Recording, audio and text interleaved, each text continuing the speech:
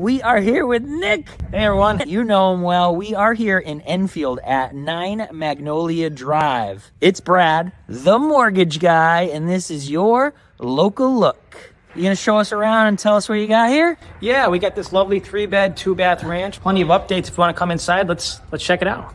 All right, we walk into this really well-lit large living room area. Yeah, we got this gorgeous bow window bringing in plenty of natural light for this living room here. We have hardwoods throughout. Down the hall, you have a full bath as well as the 3 bedrooms. Oh, wow, this is great. Good size primary bedroom in the front of the house. All right, take us back down the hall because I really like this kitchen. Looks like they redid it. Yeah, I love this kitchen. Ton of updates. Large island, sits 4 granite countertops. Love the 2-tone cabinets from the island to the main cabinets. Stainless steel appliances in great shape.